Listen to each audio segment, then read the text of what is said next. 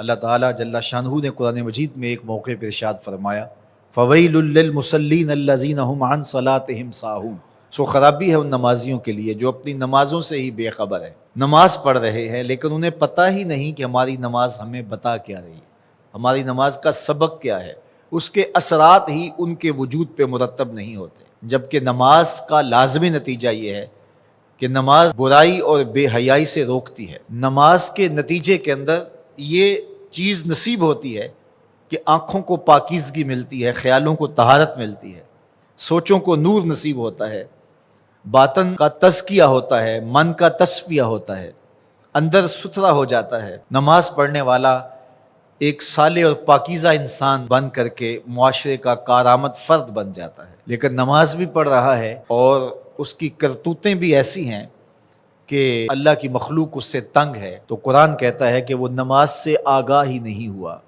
اس نے وہ نماز پڑھی ہی نہیں جو مقصود شریعت تھی، اس نے ٹکریں تو ماری ہیں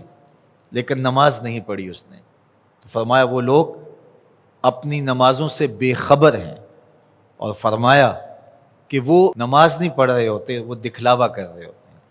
اپنے آپ کو بھی دھوکہ دے رہے ہیں، اللہ کی مخلوق کو بھی دھوکہ دے رہے ہیں۔ اللہ تعالیٰ جل شانہ تو نیتوں کے بھید جانتا ہے، اس کو کون دھوکہ دے سکتا ہے، تو وہ اپنے آپ کو حقیقت میں دھوکہ دے رہے ہوتے ہیں۔ تو وہ نماز فلاح کا سبب اور ذریعہ ہے جو نماز خشوع و خضوع کے ساتھ پڑھی جائے۔ قد افلح المؤمنون، فلاح انہوں نے پائی، کامیاب وہ ٹھہرے جو اہل ایمان ہیں۔ الذین هم فی صلاتہم خاشعون، اب ایمان کے بعد جو اوصاف ذکر کیے گئے کامیاب بامراد دارین کی فلاح پانے والے اشخاص کے، ان میں سے پہلا وصف بیان کیا گیا کہ یہ وہ خوش نصیب لوگ ہیں جو اپنی نمازوں میں خشوع و خضوع کرتے ہیں، عاجزی کرتے ہیں۔ نماز کا خشوع یہ ہے کہ آداب کی رعایت کے ساتھ نماز پڑھی جائے، جو پڑھا جا رہا ہے اس کے معانی پر غور و فکر کیا جائے، دل بھی جھکا ہو، اعضاء و جوارح بھی اللہ کے حضور جھکے ہوئے ہو، دائیں بائیں التفات نہ ہو، اور پوری توجہ کے ساتھ اللہ کے حضور کھڑا ہو جائے، اس کا حظ اور اس کا لطف پھر بندے کو نصیب ہوتا ہے۔ نماز کا ایک لطف ہے، ایک کیف ہے،